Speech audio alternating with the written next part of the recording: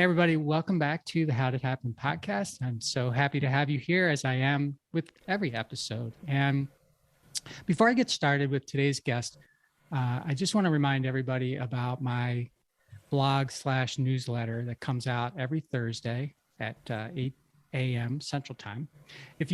I'm really anxious to grow the list of people getting the newsletter, because it's a little bit different than the podcast, but it's kind of the same. So with the podcast, I'm interviewing, tremendously successful guests like my guest today.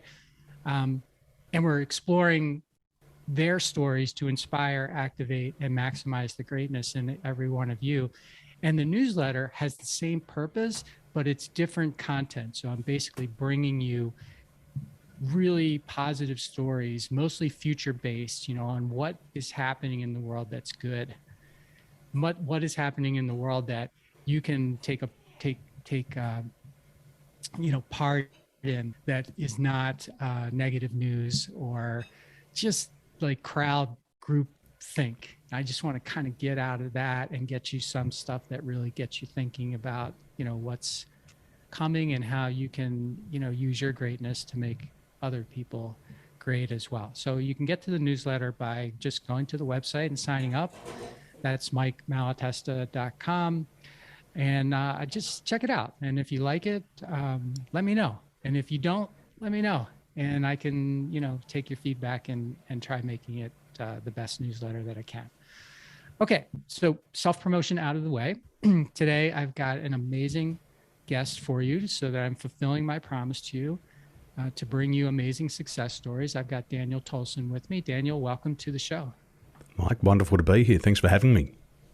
So Daniel is joining us from Taiwan. I believe he's my first guest from Taiwan. And what's cool about this, Taiwan, is that time zone is so far ahead that it is tomorrow for Daniel. And he's assured me and all of you that the world is going to exist tomorrow. So that is really makes me feel good about going to bed tonight.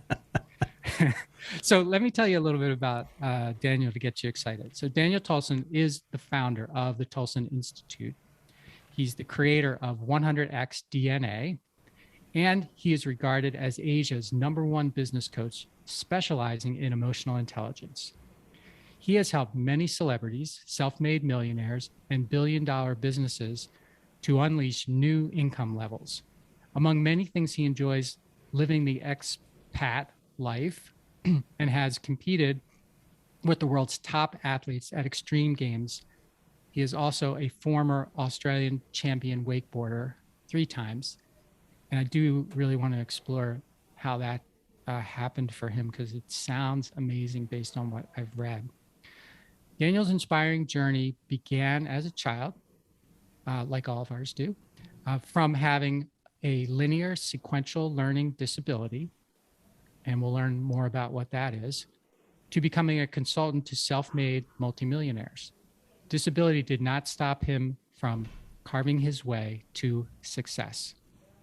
His experiences in life brought about a series of career highs, such as co-leading 17,000 cabin crews for Emirates Airlines, launching his own clothing brand, not in hats, evidently, based on our pre-podcast discussion, but and building a global business that impacts more than 15,000 business people to accelerate and multiply their life.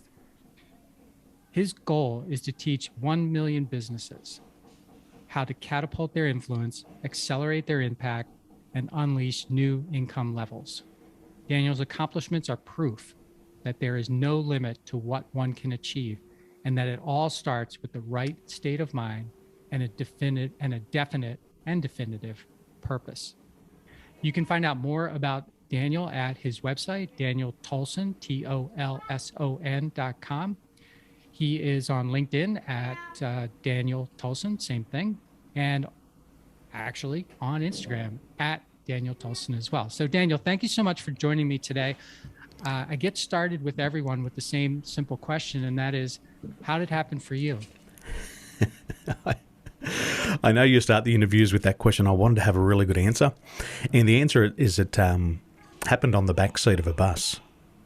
The backseat of a bus. My Okay. grandfather owned a bus company, and I was conceived on the back seat of the bus. My mother and father were both bus drivers, so that's how Okay. it happened. Was it during a like a smoke break or something or what? my my dad was a farmer, and my mum got married to him, and they went up to the northern parts of New South Wales and had a farm. And Okay. after a few years being on the farm, they went broke and they had to walk off the farm. So they came back to the city and they both become bus drivers. So there's my mum driving the big bus and my dad's driving it as well. And it happened on the back seat of the bus. Okay. That is a first for me, by the way, for that as a part of answer to that question. So thank you for something new. So for me, I remember I was a paper boy and I was working for my uncle. And at the end of my shift, he would pay me maybe about $1 or $2. And I remember one day I walked out of the news agency and I donated half of the money that I earned to the Salvation Army. And my mum must have seen me donating money. She said, "Daniel, what are you doing?" Now, I thought I was in trouble. And I said, "Oh, am I in trouble?" She said, "No, you're not in trouble." I said, "I just like to help people." So from a very young age, I knew that I wanted to help people. And I used to have this picture in my mind where I could see myself helping people. It was something like a doctor, but I couldn't see myself giving people injections or giving them operations, but I knew it had to do with something with the mind. So I really liked the thought of helping people. And then at age 11, I was diagnosed with a learning disability. And on the lead up to this diagnosis, I would be in the playground running along. I'd be at sports carnivals. I'd be running and all of a sudden my knees would just collapse. Knees would collapse and I'd fall to the ground. And so I was going to the doctors because of my knees. I had a lot of allergies. I couldn't breathe properly. And with these allergies and this asthma, my bronchial tubes were collapsing. So I had to learn how to swim. And a part of learning how to swim was to expand the lungs and to be able to breathe correctly. So then they did some more x-rays and my spine was twisted, my neck was out of alignment, and then the platelets in the cranium were pushing down on the left and right-hand side of the brain. And this was creating a lot of pressure buildup. So my day-to-day life was living with a migraine headache, and that was my new normal. What's tomorrow bring? Just another headache. But you kind of get used to living with this headache. And then I'd have these bleeding noses consistently. I'd wake up, bleeding nose, go to school, bleeding nose. And it was all part of this body that was out of alignment. And then I got the diagnosis of linear sequential learning disability. And it had been frustrating because many years I knew I was trying hard in class, but my reports kept coming back to mum and dad saying, "Daniel doesn't try hard enough. If Daniel just paid a little bit more attention, then he'd be a good student."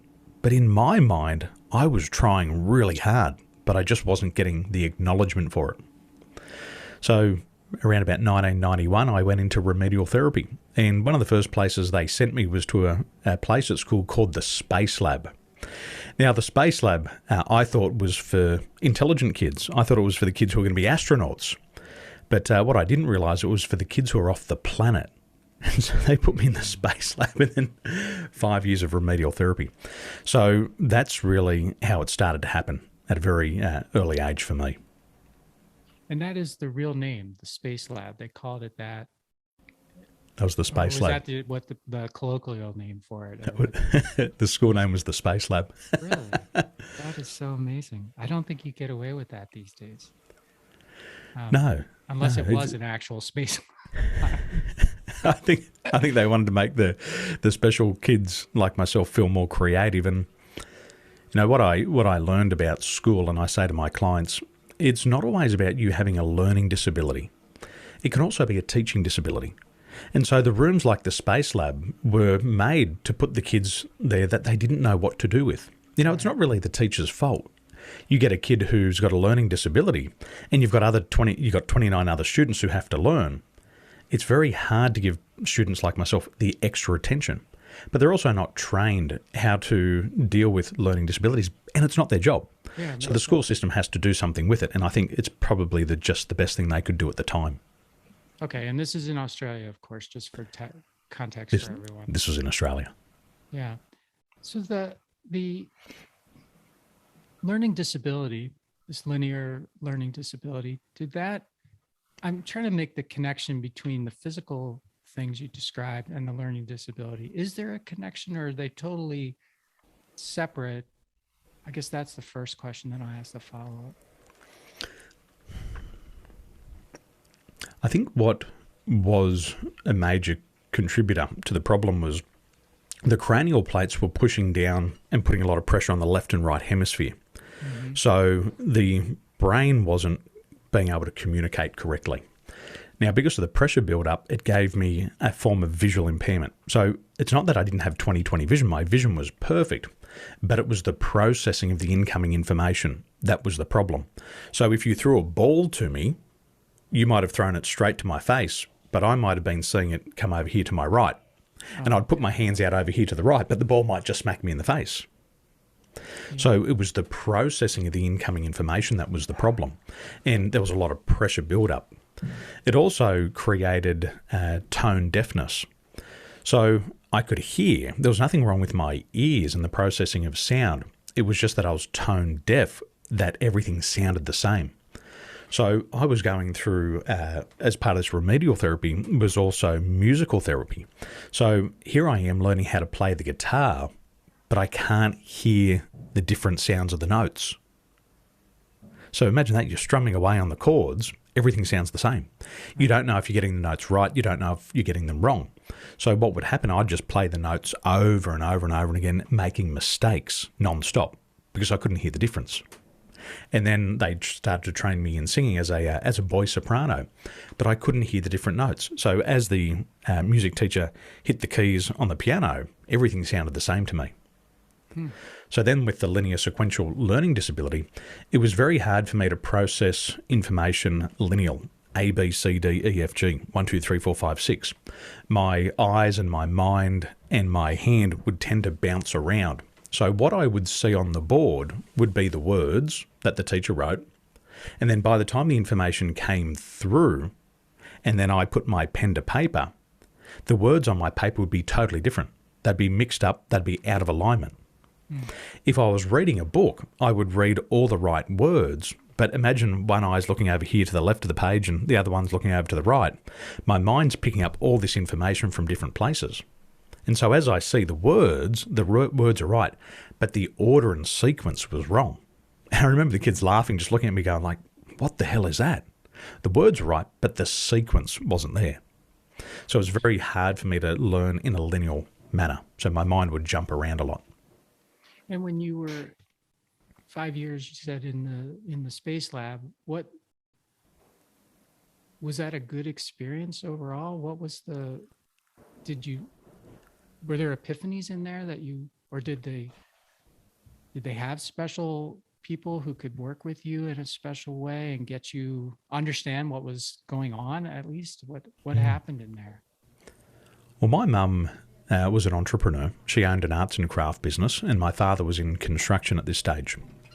So I believe that mum had sold a business and then spent a lot of time with me over the next 5 years just correcting these behaviours. So I'd go to school, I'd still be in a lot of the normal classes, I'd go to the space lab, and then between classes and after school, I'd go for special remedial therapy. So I went to one place, and talking about a good or a bad experience, it was a weird experience. It was an experience that you just didn't want other people to know. So I remember going to a special optometrist, and there'd be a string hanging down from the ceiling, and on the bottom of the string there was a tennis ball. And he'd hit the tennis ball, pop, and then I'd just have to sit there and watch it go around the room and just moving my eyes. Okay. And so there's something not right with you, and that the other students don't have to go through that, so you don't really want to tell them. So I'd go to this room and I'd just watch this tennis ball go around the room, and I'd wear these thick glasses. After that, I'd go to another place, and this place was probably about a 100-kilometre round trip for my mum. It was a place called Strathfield, and this was probably the weirdest one of them all. I would go to a special remedial therapy place where all the other kids had learning disabilities. I was bigger than them, I was older than them, so everybody was younger and smaller, and I'm the big kid in the room. And one of the tasks that they had me do Today we call it crawling, and we call it hemisync. They'd give me a big piece of butcher's paper and they'd give me a handful of crayons, and I had to draw a figure eight on this paper. That's all I did. I just drew this figure eight. And this was to realign the left and right hemisphere of the brain. Get that cross-crawling, get the left and right hemisphere communicating. Then I'd do it with my left hand. And that's what I did. And I knew as a bigger kid at 11 and 12, drawing figure eights with crayons was very different to what all the other students were doing. So I probably felt embarrassed about it. I didn't really understand what it was, but I knew I was very different. And then I'd go back to school and my grades would always be bad. And then after school, I'd have to go do QMON. I'd have to relearn maths. I'd have to relearn English. But it was always very hard for me. It was very challenging for me. It wasn't that I was a bad student. I was a good student. I wanted to learn, but everything was slow for me. So by the time I got to high school, my mum would be always called by my senior master, Mrs. Tolson, this is the senior master of boys. And my mum would say, yes, senior master, what has my son done this time? So even in high school, and I was going to a grammar school where they rewarded academic, I still couldn't fit in. So my grades weren't as good. Again, Daniel doesn't try hard enough if he only paid attention. And so it was just that cycle, and I ended up really hating school. I had some great teachers, and my best teachers were in techniques and woodworking because I was working with my hands. Other teachers that were really good were the PE teachers and also the cooking classes. So everything that was very hands-on and kinesthetic, I was fine with, but it was the academic side that the problems came. Okay, and the pressure that you described on your brain, did that start to relieve itself with the alignment of your body and all, or was there some other, or do you still have it, or what happened with that? Well, with the knees being out of alignment, by the time I was 18 and 19, I went through 2 major knee reconstructions and was in and out of rehabilitation for 2 years at 18 and 19. It's taken me 41 years. I'm 41 this year, and I've only 42 this year.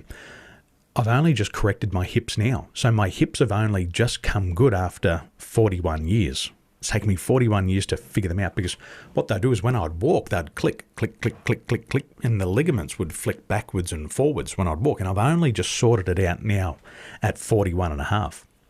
So did it really go away? It was hard because from age 11, that's when we really became aware of it. But then throughout school, when I got to about age 15, 16, I got Epstein-Barr virus, chronic fatigue, teenage chickenpox, and then I dropped out of school. So it was just like this 5-year run of illness and sickness and rehabilitation and remedial therapy. It just seemed all to blend into one. And then I dropped out of school. That was 17, and then at 18, I'm in for my first knee reconstruction. Second operation coming at 19. So that first 19 years was a very, very strange experience, one that a lot of students didn't have to go through. Well, hopefully no other student had to go through all of that. But as you said you were the biggest kid, so because I'm wondering, from a physical standpoint, when did it become, or was it noticeable the whole time that you had these misalignments and stuff? Because for your knees what I meant by that was being the biggest, that the other kids in the room were like age 7. We're younger, okay. And I was like 11 or 12. Okay, I get it. So I'm the older, the bigger kid there, and there's all these younger kids, and that's when you start to know there's something not right here. Why am I in this room with these babies, pretty much? Yeah. Because you're almost a teenager. And that was the confusing part. And well, I guess you probably, you mentioned that, you throw a ball this way, I might look this way to catch it. So that had to be very frustrating too, trying to figure out that you probably weren't able to play the way you wanted to play. Well, they said if Daniel got the ball, you couldn't stop him. Yeah. But the problem was getting the ball to him. Okay. because I couldn't see and I couldn't process things properly. Right. It was, even if you were on the football team, you might have been the fastest runner, but the problem was catching the ball. Yes. And so even when I was playing football, I remember my coach, now I don't think it was really directed to me, but my coach would just yell and scream and curse. And I remember my dad pulled me off the football team. He's just like, I'm not putting my son through that. So even that experience, even playing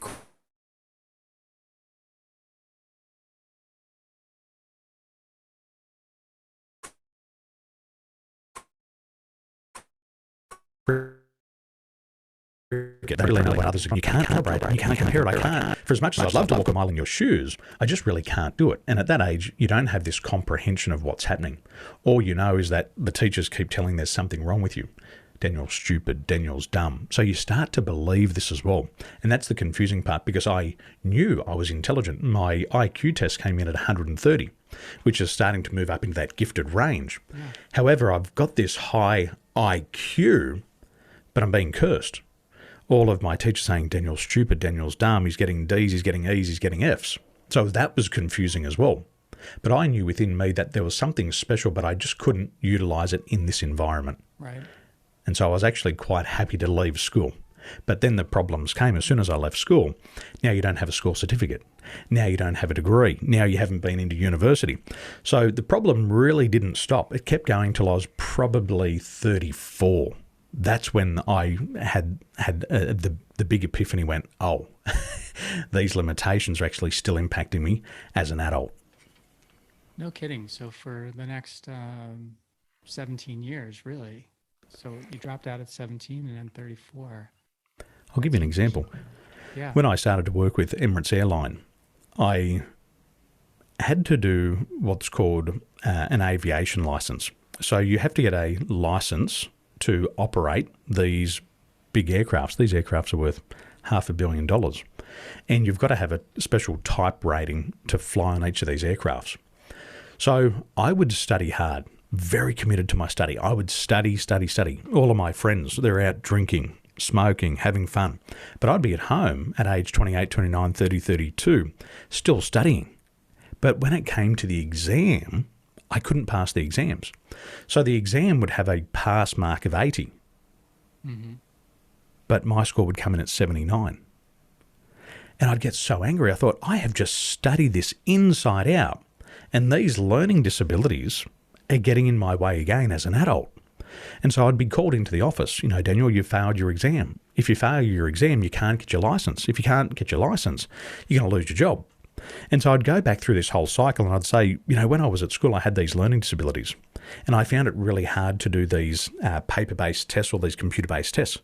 If somebody can sit beside me and I can give you the answers, I guarantee I can get 100%. I said, I'm smart, I'm intelligent, I know the answers, but something's happening when I'm trying to get it back out on paper. So the problems from a younger age started to come back in my career. And every year I was called back into my manager's office to explain why I had failed my exam. And so I explained to the teacher, to my manager, what was happening. And they said, look, we can't give you a scribe. It's not how it works. You're going to have to do the exam.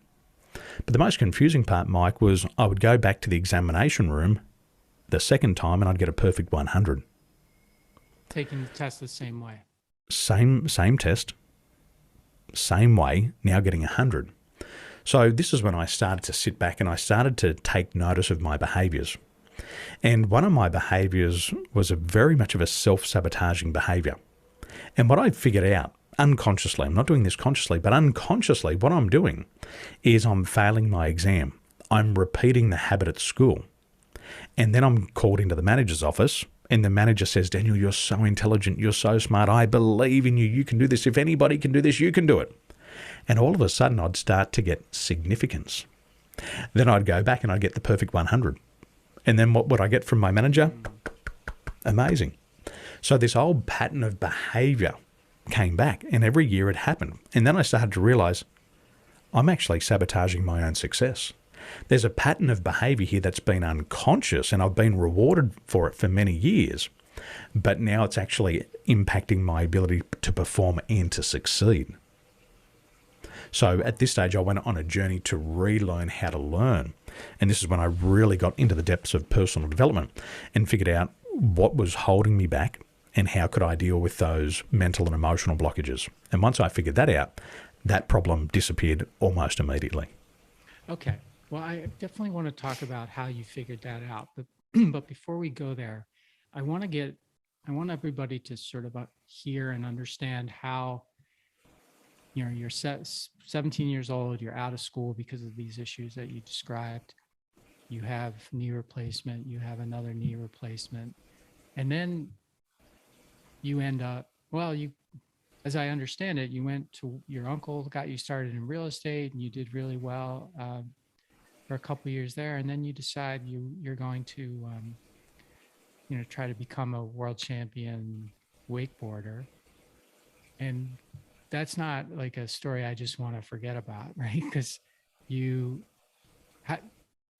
most people work forever from the time they're a little kid to be a world champion at something. And here you are, never having, I'm assuming, never having done much wakeboarding, certainly at a competitive level. I started water skiing at age 5. Oh, you did? Okay. So tell us about, take us through that journey, Daniel. So my dad was a champion barefoot water skier. So a barefoot water skier uses no skis. They just use their feet. And he was one of the best. So we grew up on the river. And I remember I was probably around about 9 and I was out water skiing with one of my cousins. And he said, never drop the rope. He said, if you're skiing and you're about to fall off, never drop the rope, because once you drop the rope, you lose control. And he said, if you drop the rope, I'll leave you in the river and you can swim home. Now, this river is 110 kilometres long. It's a huge river. And when you're that age, it's twice as big. So I remember one day I was on the water skis and I dropped the rope. And he just kept driving the boat. He kept driving, and left me in the river. So I had to swim in the bank, and then I had to swim back up river to where the property was. And so I'd been water skiing and learning these lessons from a young age, and I knew that I should never drop the rope. Now, as I was growing older, my brother and I started to get really into wakeboarding, and my dad bought a boat. We would train on the weekends, and my brother became really good really fast. He did have more opportunities to ride. He was a little bit older. He could go down to the cable ski park and he could ride more often. And he became an Australian champion athlete really fast. However, when I looked at my brother, he could ride at a more advanced level than me. But it seemed that he had no fear. So he'd try all of these tricks and he wouldn't have any fear. And I'd try the same tricks, but I seemed to have a lot of fear. And as I recall it, I had a fear of being injured. Now, I don't know if this had come directly from my knees collapsing when I was younger, because of my hips were out, because of my spine was twisted. I don't know why I had that fear, but I always had this fear that I was going to get hurt. And my brother would say to me, he'd say, you're a better rider than me. But the problem is you get caught up in your head. You get stuck in your head and you don't try these tricks. Now, when I would go to a competition, it was the opposite. I would go out, I would do bigger tricks than the others, more technical, and I'd land new tricks that I'd never tried before, first go. And my brother said to me, your problem is when the spotlight's on, when the pressure's on, you'll perform. But when there's no spotlight, when there's no audience, you won't perform and you get in your way. So I saw this pattern coming through. So I was 3-time state champion athlete, and then I tore my posterior cruciate ligament. And then the following year, I tore the cartilage in the knee. So I had two major knee surgeries and then in and out of rehabilitation. And the doctor at that stage was saying, your knees are like a 50-year-old man. You shouldn't be riding. Don't go back to the sports. But I really wanted to ride. So during this time of rehabilitation, I was pretty wild. And my uncle reached out to me and he said, Danny boy, you're out of control. You're off the tracks. You're like a train and you're about to have a head-on. He says, you got to get your shit together. He said, come and talk to me. So I went over and started to talk to him about working in real estate. And I remember he gave me a book. It was from Brian Tracy. It's called Maximum Achievement. And on the inside cover, he wrote, to Danny Boy, This is your blueprint of success. He said, go away and read this book. And he said, if you read it and apply everything in there, you'll become successful. He said, it's not about the grades at school. It's not about the score on your report cards. Success in life is about your attitude and your willingness to try new things. So I read this book. It made a lot of sense to me. And it was kind of like intuitively, I knew all of this stuff. I knew this stuff in this book intuitively. And it was just a confirmation of what I already knew about myself and what I'd learned over the past 19 years. But it gave me a system and a system to follow. So I started to apply these strategies from Brian Tracy, started to manage my time more effectively. I started to set my goals.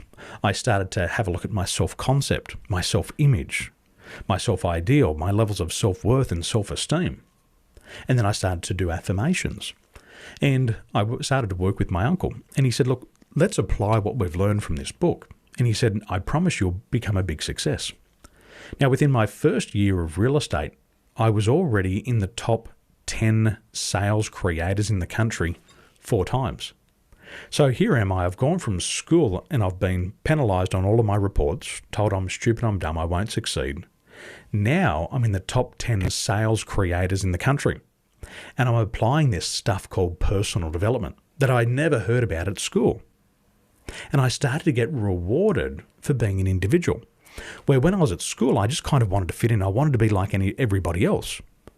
But now in the real world, I'm getting rewarded for my personality. Right. I'm getting rewarded for my discipline, my hard work, my ability to work long hours, my ability to communicate and get along with others, my ability to negotiate and persuade and sell. And I'm getting rewarded for it. Now, before I was 19 and a half, my uncle said, let's set another goal. He said, I want you to get into sales. I want you to get out of creating sales and I want you to become an agent. But before you become an agent, because you're young, I want you to understand what it's like to go through the buying process of a house. So when you meet a buyer or meet a seller, you can say congruently, I know what it's like to go through this.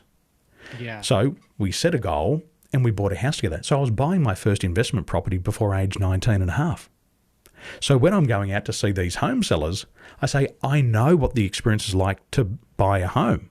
I've purchased one. They're looking at me going, you're 19 and a half and you've got an investment property. I said, I know, it's crazy, isn't it? And I dropped out of school. So by that stage, I'm already making more money than my school teachers. These people who said, you're stupid, you're dumb, you won't succeed, the ones who are calling my mother saying, come and pick up your son from school, I'm now making more money than them. And then by 21, I'm buying my second investment property. Now, back then, I couldn't really understand the scale of this. Now I'm 41 and I look back and I go, my gosh, I was buying real estate investment properties at 19 and a half. Little to no education.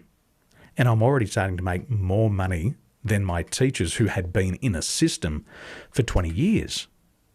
And I was blown away by that. Right. Who wouldn't be? So through that, I've had this success and I thought, well, if I can do that, I can do anything. So I got back into my sports. And in 2002, 2001, I finished real estate. New Year's Eve of 2002, I landed into England and I went over to the UK. And when I got to the UK, I was out of my comfort zone. And I started to realize that my qualities and characteristics of my attitude, my values, my ability to influence and persuade were being rewarded in a totally different environment. Nobody asked me about my education. Nobody asked, what grades did you get at school? Because they saw this big personality. And so I traveled around Europe, got along with people. I got a job in the United Kingdom at a nightclub and a bar. I started to coach water sports. And I thought to myself, I'm going to get back into my water sports because I've still got that goal of becoming an Australian champion athlete. So I trained hard. I eventually went over to America. I trained hard in America, did some coaching in America, and then I busted a rib. So we're coming into the World Championships in 2002 and I've just busted a rib. Now I can't compete at the World Championships. So it's like you have these successes and then you have an obstacle. So I had to overcome that obstacle. I came back to Australia, started a business, ended up creating a clothing company. We even created hats, T-shirts. We created hats, board shorts, board bags. We started to create movies. And I built this big business where people were buying my clothing all around the country. We were shipping around Asia. And 50 retail outlets across Australia were stocking my clothing. I launched a video in 2005, 2006, and we had 600 people come to the live event. 600 people come to the movie launch. Wow. Like, this is like Hollywood scale, 600 people in a room coming to see a sporting movie. So I'd built a brand, I'd built a following, and I had people buying my products from all around the country. And none of these people ever asked me, do you have an education? What scores did you get on your HSC? Did you get a school certificate? Nobody cared about that. We had created something that people wanted to be a part of. And then in 2006, finally, after 9 years of trying, I eventually won the Australian titles. I became the Australian men's wakeboarding champion. It only took me 9 years to achieve it. And I went from failure to failure to failure to injury to injury to injury, right. And eventually success. And what I learned about myself and what I know about myself today is I'm relentless. I get object fixation. Once I decide to do one thing, my mind focuses on that and I'll keep going until I achieve it. I refuse to quit because I know that my high school certificate marks won't help me get a degree, but my ability to be relentless and refuse to quit will help me ultimately succeed. And that's what I've learned, is that emotional intelligence component. That's really helpful for me. So I had that success. Yeah, congratulations on that, by the way. And yeah, it's an amazing overcoming story, right? Not just I like what you said, the fixation, right? It's relentless and fixation, but and it's an amazing story with the learning disability, the physical disabilities, and the age at which you came back, right? Because wakeboarding is like so many sports, it's a young man's game, right? Yep. Flexibility, elasticity, all of those things is so. You have that. So you have this, and by the way, I loved what you said when you mentioned Brian Tracy's book, because you said, and I think everyone listening should get this. He said something like, I already knew what was in the book, but reading it gave me the confidence in what I already knew. And so when you said that, I thought of the word activate, because, you read something that you kind of already knew, but by reading it, it activated what you knew and put you on a path to actually doing something more about it than you had been previously. Is that a fair way to characterize that? 100%. I think we've all heard the analogy. It's like asking a fish to climb a tree. Who's the idiot? Is it the fish trying to climb the tree, or is it the person who told the fish to climb the tree? Yeah. Well, when you're at school and they're asking you to climb a tree and you're a fish, the stupidity is from the educational department. But within you, you say to yourself, this is not my strength. Maths is not my strength. Science is not my strength. English is not my strength. Social studies is not my strength. And all of these things intuitively. And then you start to get into the world of personal development, and then you get that confirmation. Oh, I can actually get rewarded for my personality, where my personality wasn't rewarded at school. My resiliency wasn't rewarded at school. My ability to show up every single day living a life of pain was never recognized or rewarded at school. But in the business world, if you can perform under pressure, then that is a skill that people will pay a lot of money for. If you can be consistent and show up day after day, you'll get paid for that. My father, very simple man. He dropped out of school at a very young age. However, his attitude towards life is you get up before the sun and you don't come home till the work is done. Now, you can't buy that quality. You can't get it out of a book. You can only get it from a lifetime of building that habit. So for me, I've been in that environment where my father gets up before the sun and he doesn't come home till the work is done.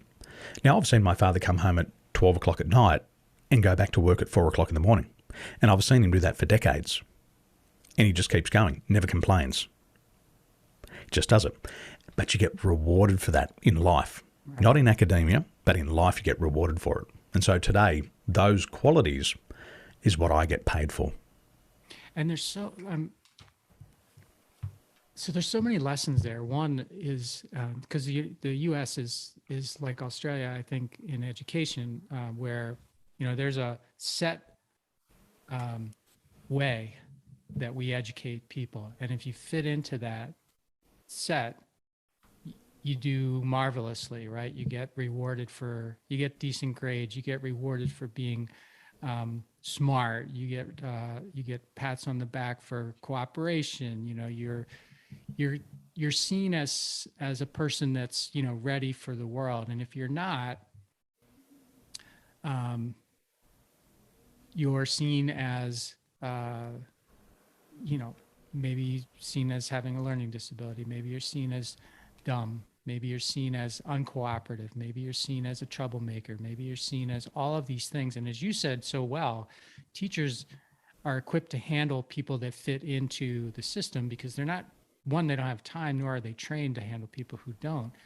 But now, especially now, like, you were early to this, but especially now, the realization that if I don't fit into this particular mold, it doesn't mean anything when it comes to what I am capable of.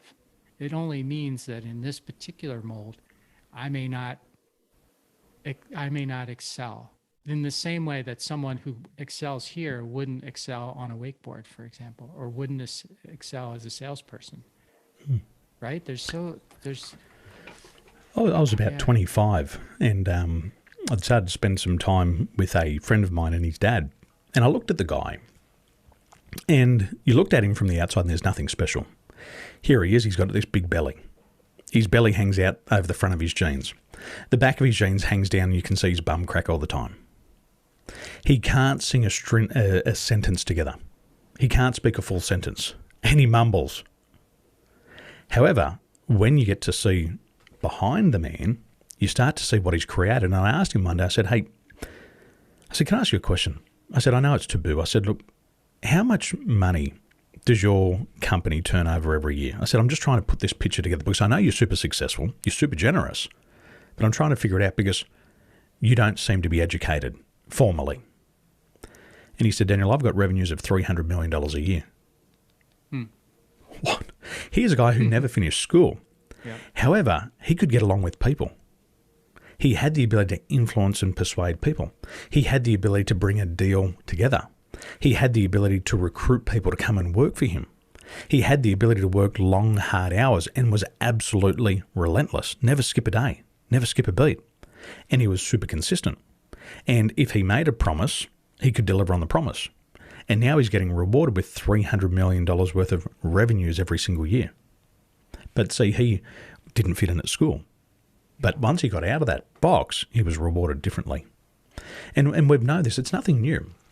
See, since 1936, they started to do some studies on success. And what they discovered in the Carnegie studies was that success can be broken down into three components: knowledge, skill, and attitude. They discovered that that knowledge only contributes to 7.5% of your success. They discovered that skill only attributes to 7.5% of your success. So we go to school for around about 16 years, something like that in total, and we're just acquiring knowledge and skill. But it only attributes to 15% of your success. Fully 85% of your success is attributed to your mental attitude. And we're seeing this in the business world today. They used to hire for knowledge and skill, and then they'd fire for attitude. And today, the world works differently in business. They want to hire for attitude because, if you can find somebody with a positive attitude, you can teach them any skill. Right. They can acquire any knowledge. So we know this, and I think the world's really catching up, especially through COVID. We're starting to discover that it's the attitude that's much more important because knowledge and skill becomes redundant so fast. The level of information on the planet today is doubling every 1 to 2 years. Something that you learn today can be redundant in 1 or 2 years' time from now. So a lot of people who have gone through the educational system and then they apply for their first job, what does the employer say? We want 5 years' experience. Mm-hmm. And where'd you go to school? Where'd you go to school? Yeah. And then they look at your degree and they go, oh, this is outdated. Doesn't mean anything anymore. So we've got to remain current.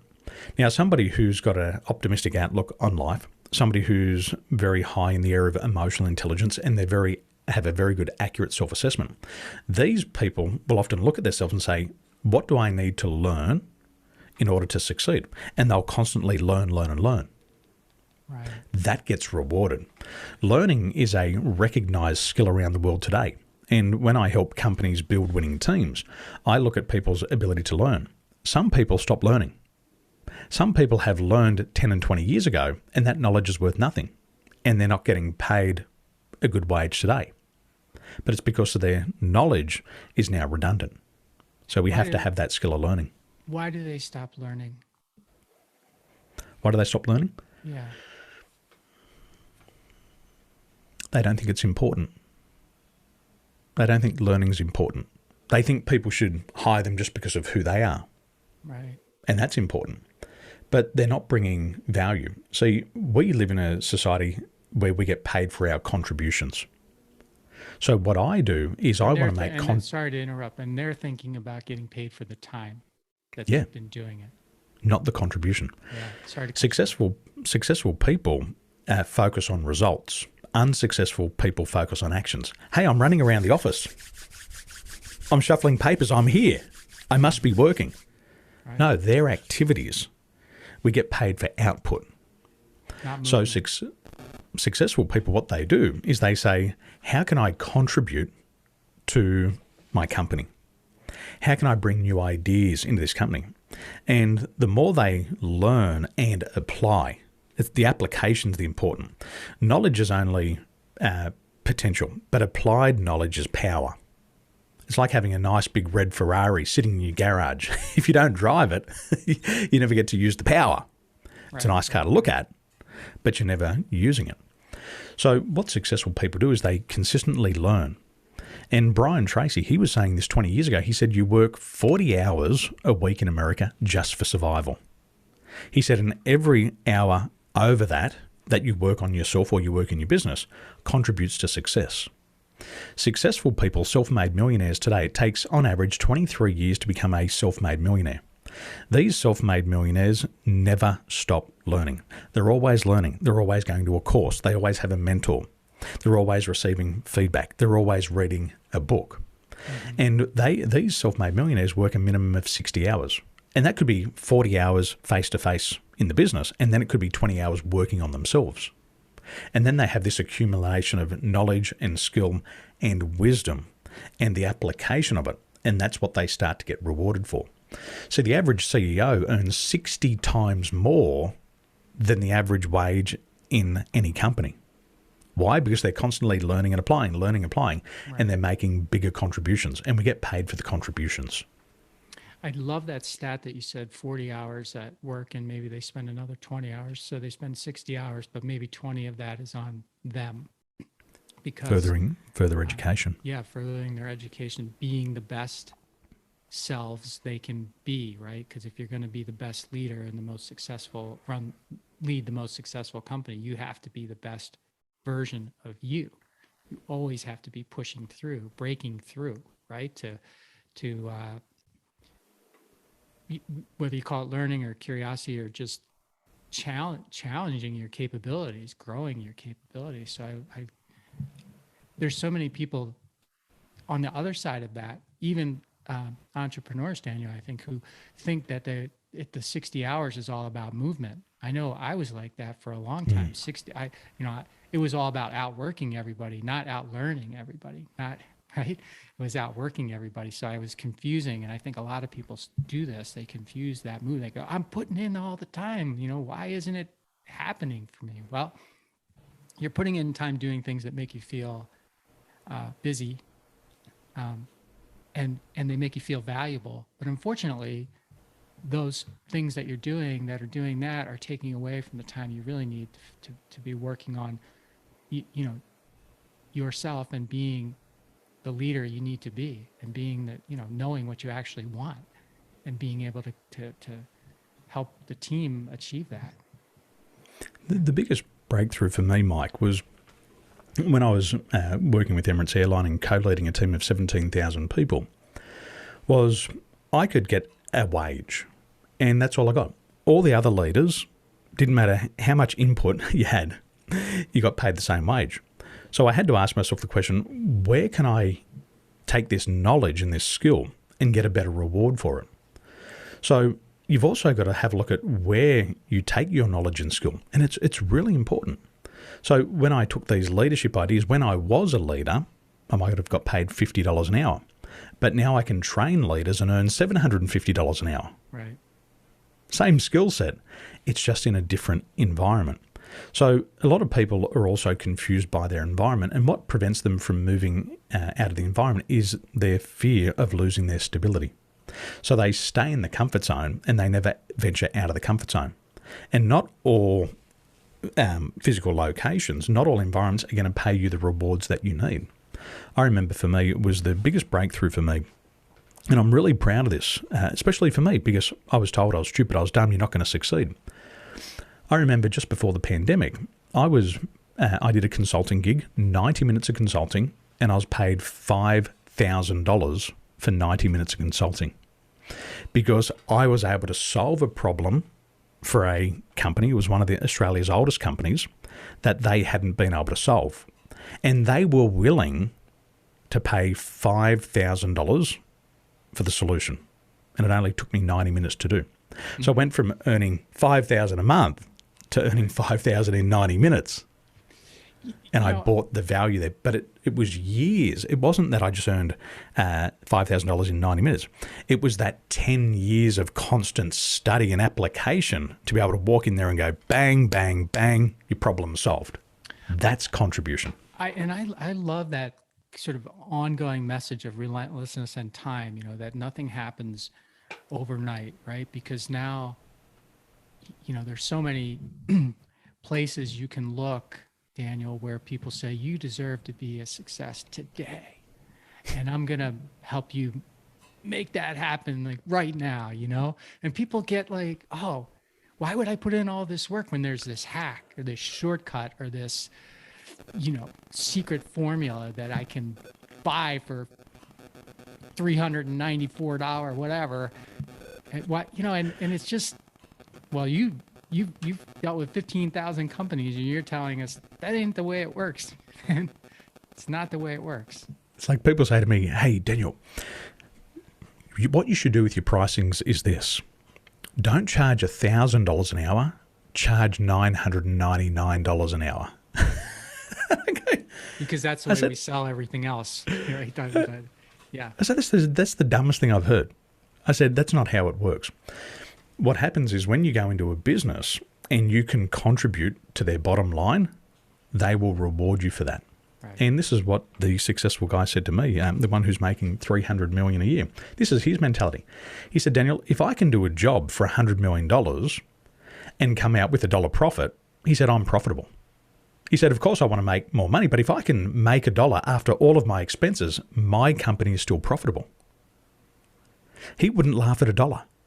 Right. He would take the $1. He would do the job for $100 million and make $1, and he's successful. Mm-hmm. And because what happens, he said, look, if I win that job and I make $1, I'm going to get rewarded with their next job. And then I'm going to get the next job. And then I'm going to do such a good job that they're going to stop giving jobs to other people and I'm going to collect all the business. And eventually this guy just built this monstrosity because he had a reputation for getting results. And in business, we only care about results. We only care about output. It doesn't matter about the inputs. We get rewarded for the output. And we've got to remember that. And in ongoing education, I was up till 11:30 last night. I was training entrepreneurs at 11:30 p.m. Imagine that. They've worked all day. I've got doctors, lawyers, salespeople for oil and gas companies, and they're staying up to 11:30 at night to fine-tune their skills. They know that they might get an early run on the board tomorrow, but their success is virtually guaranteed if they consistently stay in this environment and expand themselves, overcome their fears, let go of their doubts, face their limiting beliefs, learn behavioral psychology, learn how to read people's emotional makeup. They know if that they can get that competitive edge, ultimately they'll succeed. And to get a competitive edge in any business, you only need to be 3% better than your nearest competitor. It's like the horse that runs the race. It doesn't have to win the race by a full length. It doesn't even have to win the race by a head. It only has to win the race by a nose. However, the horse that wins the race by a nose wins 10 times the prize money than the horse that comes in second place. Right. And it's a 3% competitive advantage. That's what we're going to focus on consistently. And with competition today, everybody's playing this game of leapfrog. It's so easy to break down your business strategy. It's just a copycat strategy. Hey, I can do exactly what you're doing. And if I do that and reduce my price, I can get ahead of you. Or if I can do it and do it a little bit better, I can get ahead of you. And so every time you come up with a good strategy, your successful competition are going to copy what you're doing, and then they're going to one-up you. So you've only just got to keep moving forward at 3% consistently, but it does take a lot of discipline to stay in that learning mode, because it's not just about what you're learning, it's also what you've got to unlearn. You've got to unlearn all of those bad habits. Yes. And you've got to develop the new ones. Habit with a good habit. Yeah, nice. And that 3% thing that you're talking about, which I agree with that completely. The bar is not that high to being better, but the bar's not high. The bar's low. Yeah, right. But once you do that, you can't say, "Hey, I've made it. We're done." Right? Those breakthroughs have to continue to come because you are being chased, you're being copied, you're being marginalized, you're being all of these things, and so it's very important what you were just saying there. You know, one thing I learned about success, and this is my 25th year of coaching, Mike. This year is my 25th year. I started coaching, and there's an article in a magazine called Australian Water Skiers News, and I was interviewed at age 16, and they said, "What's your special skill?" And in the magazine it says, "He's a good coach." So it's been 25 years of me coaching other people. However, I'm still a student. And what that means is I'm always learning. I have 4 coaches in my life that I'm always learning from other people. I'm taking courses. I'm reading books because I have to stay ahead. And if I don't stay ahead, then my customers aren't going to purchase my services. Right. They're going to go somewhere else. So I just want to mention a couple of results. Daniel's been talking about results, and the results that he provides. And these are some staggering numbers that I got from his I think it's from his LinkedIn, but he's helped a company double their bottom line to $90 million a year. That's a big number. He's increased monthly revenue by 75% for another company. Again, huge. He's helped another company do 1 million in new sales in 90 days. 90 days. You're talking about 90 minutes worth, this much money, and the impact. Imagine, 90 days of 1 million in sales, and you think about, okay, so that's just the start, right? How do we keep compounding off of that? Just amazing stuff. And I want to, so congratulations on that. But I do want to kind of end and wrap this up with. Can I give you one more there, Mike? Oh, yeah. Go ahead. Let me give you one more. A young woman by the name of Virginia Lau came to my program called 100x DNA. And when it comes to success, it's not always learning this new strategy. And this is what you mentioned before. It's not this quick fix. A lot of people are saying, what's this one line I can use to close another sale? What's this one cheap trick I can pull the wool over somebody's eyes? It's less about that, and it's more about you. Virginia Lau, she's a sales manager for a company in Malaysia. And her biggest mental block was she couldn't read the emotional makeup of her boss. So she always had this conflict with her boss. And because she had this conflict and she didn't know how to deal with the situation, her self-confidence, self-esteem and self-worth started to drop. Now, once your self-esteem, self-worth and self-value starts to drop, you stop asking for what you want. So what I did with Virginia is I helped her build up that self-worth and self-esteem to start to feel worthy of success. I started to show her how people's behaviors are different and how to adapt, adjust, and respond to people's behaviors. All of a sudden, she had a better relationship with her boss. But as a byproduct, she started to read the emotional makeup of her clients very differently. She started to see patterns of behaviors in others that she couldn't pick up on before. And in the middle of the pandemic, she made 138 million ringgits worth of new sales.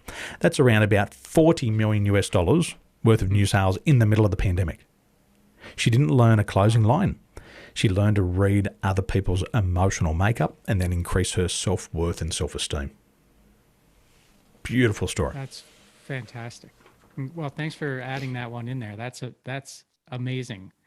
I just want to wrap this thing up because I think the elephant in the room here is 25 years of coaching. You explained the success you had in real estate and then the success you had as an athlete, brands, clothing, you were coaching water sport. You were doing all of these things. And then for some reason, you went to Emirates Airlines and you got a job, which strikes me as a little weird.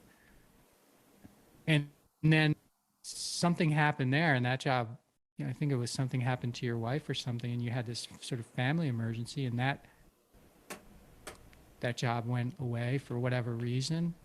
And then you start this coaching business out of your grandmother's spare bedroom, as I understand it. And now you're, Asia's top business coach. So if it was just like the real estate, the athlete, and then the next thing, and then you're the coach, I say, okay, I got that. But this little, interlude that you took to Emirates, which is a significant job, it just doesn't fit in my mind at least, doesn't fit the pattern. So could you put that all together for us? Absolutely. So my parents had a pawnbroking business for 17 years, and my brother and I would work in the pawnbroking business. My brother and I also built a business together. And then in 2007, I went and did a consulting gig in Dubai, and I was helping a gentleman launch a water sports business. So we went over there and I did the successful launch, but because of my own ignorance, and I didn't protect my company, my brother and I, my brother took my business away. And whilst I was doing a consulting gig, my business was taken away from me. And so I came back to Australia to try to resolve it, but it became a family conflict. So the business I had been building ended whilst I was in Dubai. And then I came home and I said, well, I can't work in our family business next to my brother if this has just happened with our business. And so I had to reinvent myself. And so in 2007, I lost my business. I walked away from working in the family business, and then I moved back to Dubai, and I took another consulting gig, and it wasn't what I wanted. So in 2008, I then returned to Australia, and this was my dark day.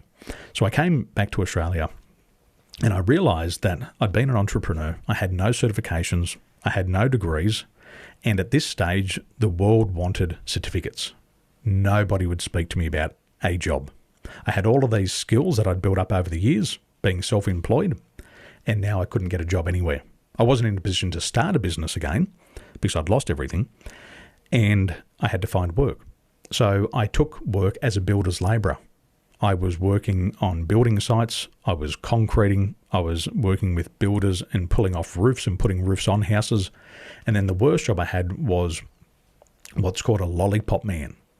Now, a lollipop man holds a stop slow sign and they direct traffic. Sure. And that was 2008. And I had applied for so many jobs and nobody would even talk to me. With all of the success I had, they wouldn't talk to me because I didn't have a certificate. And then I thought to myself, well, I better go back to university. So I went to university. I enrolled as an adult student. I did one semester and they said, Mr. Tolson, this is not the right place for you. You've got to go back to high school and you need to learn the basics. And I went, I ain't doing that. I am not doing that. So I'm on this construction site every single day. It's, 0 degrees in the morning, freezing cold, 30 degrees in the sun all day. And I thought to myself, is this all I've got? After everything that I've achieved, is this really how far I can come? And so one day I was driving home over the Sydney Harbour Bridge and I looked up and there's this building and it said Emirates. And I said, you know what? I loved being in Dubai. I had a girlfriend who worked for Emirates. I said, I'm going to go work for Emirates. And I picked up the newspaper, they were recruiting. And as soon as I got to the interviews, they loved my personality. I got rewarded for my personality again. So I went back to Dubai, but I had an intention that I knew that cabin crew would be a short-term role for me. So I said to myself, what do I really like to do? I love to coach and I'd love to help people. So I'm getting back to that core of what I really like to do. So I started to train myself in behavioral psychology. I started to study psychology. I was reading all these books. I'd fly around the world and I'd fly to a place in Singapore. And I'd go into Singapore, I'd take an empty suitcase and I'd fill up my suitcase with books. And I remember there was one author by the name of Dr. Edward de Bono. And I read all 76 of his books and I studied them inside and out. And I started to self-train myself. Whilst I was with Emirates Airlines, I learned critical incident stress management. I got involved in peer support. I took every single course Emirates Airline had on what they call MLZ, which is my learning zone. So for 4 years, I just non-stop studied. Whilst people are out having sex, drinking, smoking, I'm at home studying. I'm traveling around the world studying in hotel rooms. I'm taking courses and I start to get certified in coaching. And then in 2010, that was another dark day. I got a phone call at 4 a.m. in the morning and it was the duty controller. Now, the duty controller would call me if there was a death on the aircraft or if there was a major accident. And the duty controller rang up and said, Daniel, this is the duty controller. This is not a peer support call. And I said, okay, if it's not a peer support call, what is it? They said, your fiance's been involved in an accident and you need to come down to the landside hospital really fast. So my fiance, who's now my wife, she had an accident on the aircraft coming into Dubai. And then she fractured her knee in 5 places. So for the next 2.5 years, she's in rehabilitation with 3 major surgeries. So towards the end, 2012, she's now pregnant. She loses her job, comes close to miscarriage 3 times. And once you stop working for the company, you have to leave the country. So my wife's now 6 months pregnant. She's forced to leave. Now, during that time, I kept studying. I kept learning. I'd been promoted to a senior flight steward who co-leads a team of 17,000 cabin crew. But now I've got to choose between my career and my family. Do I stay working and miss the birth of my daughter? Or do I resign from my job, which I loved, to be there for her birth? They were the only options. I had no holidays available because I'd used all of them over the 2.5 years of caring for my wife. So I had to resign from that job. And so I go to a country that I don't speak the language. Now, my wife tells me last night, she says, husband, you're speaking Chinese in your sleep. So now I'm sleep talking in Chinese. But in 2012, I come to this country. I can't speak the language.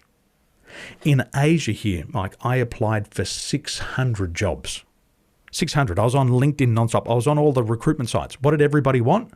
They wanted somebody who could speak Chinese, a second language, and who had a university degree. I applied for 600 jobs and I came to the decision, Daniel, you are unemployable. The only way you're going to succeed is if you just launch your own business and you be your own boss. You're unemployable. Just face the fact. But you've got value that business people will pay for. And so middle of 2013, I started to have these breathing problems. And I said to my wife, I said, I'm sick. I've got to go to the doctor. I can't breathe. I think I've got a lung infection. So I go down to the hospital, x-rays, blood tests, and the doctor says to me in perfect English, Mr. Tolson, there's nothing wrong with your lungs. It's all in your mind. He said, you need to go and see the psychologist. So through everything that I'd been through, I was depressed. I'd lost a career, and I was grieving the loss of my career. I had lost the country that I'd lived in, which I loved so much, and I was grieving that loss. I was grieving the loss of a business that I'd worked for so hard, and I'd never really dealt with it. And it all came up in 2013. So I went and saw a psychologist. They said, take this medication. I was highly opposed to the medication because I knew, with everything that I knew that that medication would only mask the problem and wouldn't deal with the depth of it. So I was on the medication for about 2 weeks, and then I threw it away and I said, I feel like a zombie. This is not the solution to this problem. So I got into the study, and then by the end of 2013, I'd run out of money. I couldn't get my business succeeding. And I said to my wife, I said, I'm really sorry and I'm really embarrassed. I said, as a husband and as a father, I can't provide for you and my daughter. We're living here in your grandmother's house and I can't provide. I said, the only thing that I think I can do is go back to Australia. And I said, if we go back to Australia, we can go on Social Security. So we went back to Australia at the end of 2013 and we got on Social Security. We got on government payments. And I knew if I could just get on those government payments for about 3 months, that would give me enough time to get my business launched in Australia. And so I had this 100-day plan. And in the first 100 days of business, I made my first $100,000. People heard about this skill set. They started to see the results. I was working with real estate agents and they were doubling their sales in 90 days, going from $50,000 a month to $100,000 a month. One guy went from $300,000 a year to $800,000 a year in commissions. And all of a sudden people went, this is phenomenal. How do you get these results? Well, it's because of everything that I'd been learning since 16. It was everything that I'd studied in Dubai. And then I started to get rewarded for it. So 2013 comes around, 2014, we're living in Australia. Then in the middle of 2014, the market just collapsed. Something happened in the middle of the year. We were on fire and then we couldn't make a sale. So in September of 2014, I said to my wife, I said, I'm sorry, you've married a man who can't provide for you once again. I've got a 1-year-old child, I can't provide. The only solution is we go back to Taiwan. So now we go back to Taiwan and we're living with the grandmother again. I'm moonlighting, teaching English, which was my worst subject ever. The only reason I got the job teaching English, because I had an Australian passport.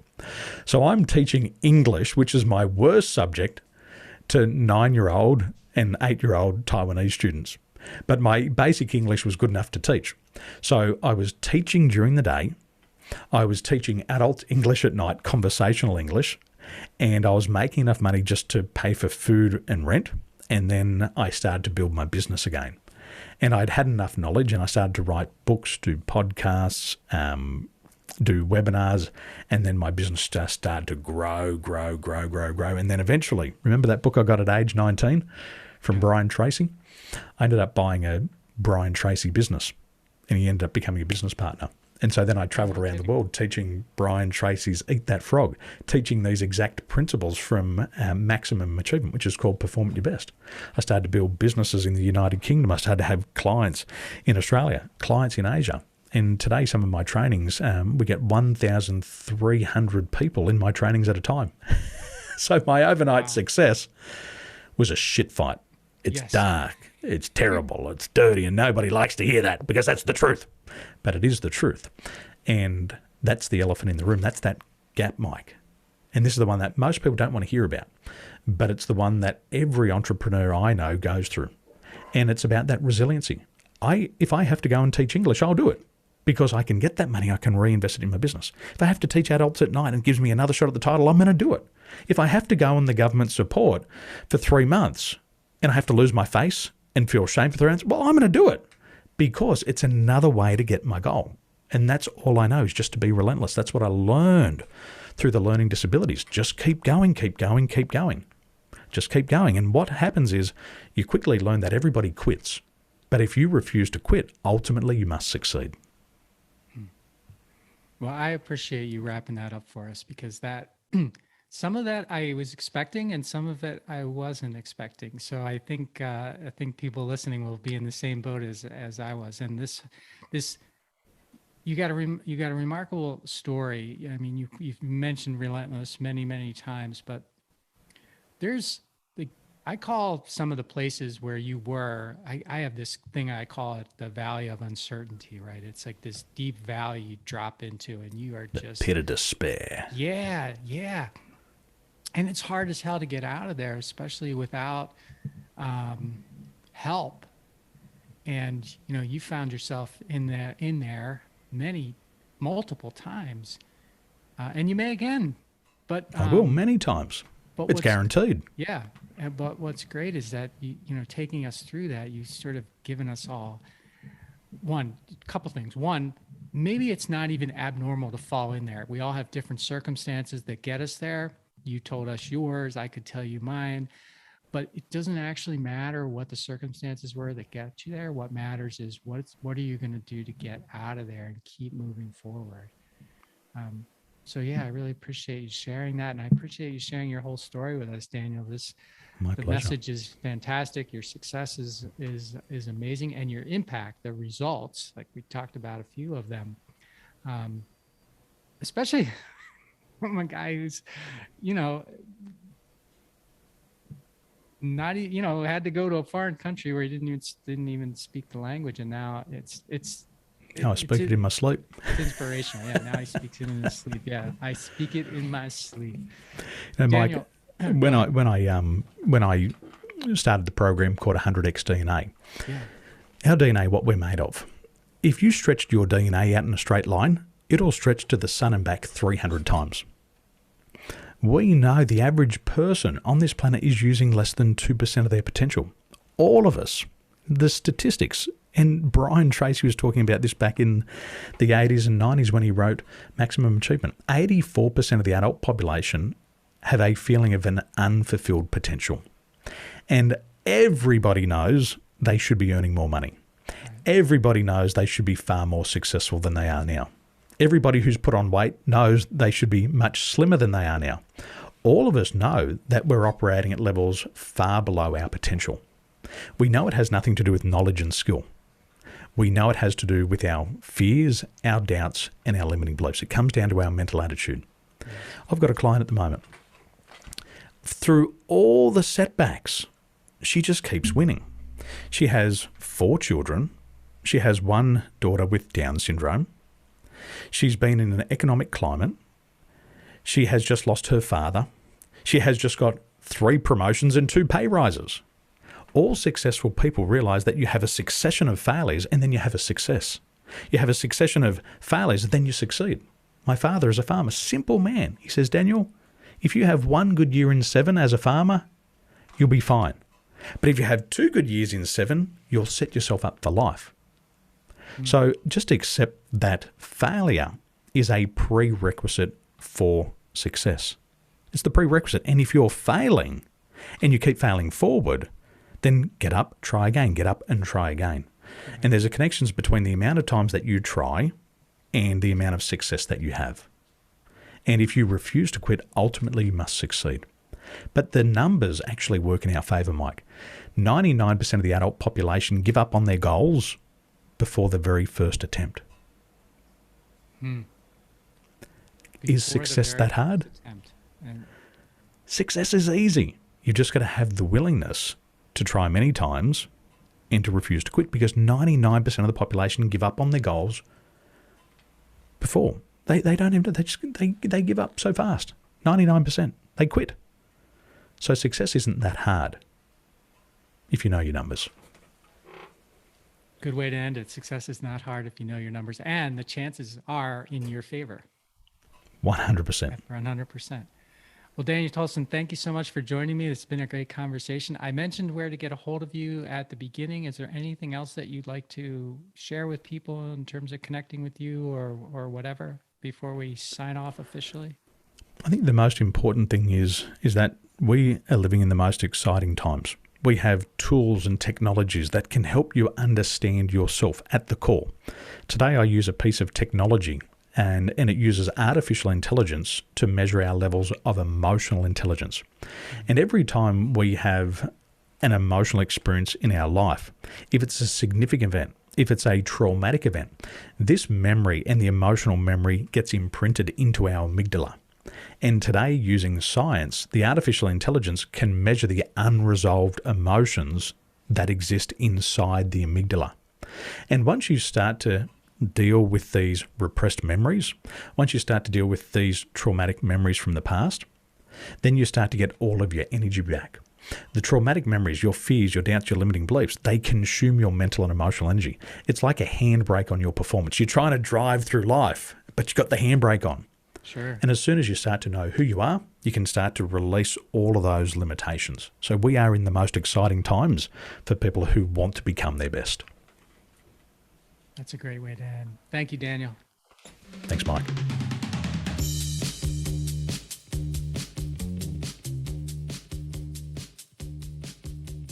This broadcast is brought to you by Wincheck Studios. We are an all-in-one educational platform for podcasters that revolutionizes how hosts leverage content to increase engagement with listeners, downloads, and income. We come together to focus on community, collaboration, and collective impact. For more information on how you can interact directly with our hosts, access exclusive live content with offers you can't get anywhere else from our official partners, join our purpose-driven community by visiting www.winject.com.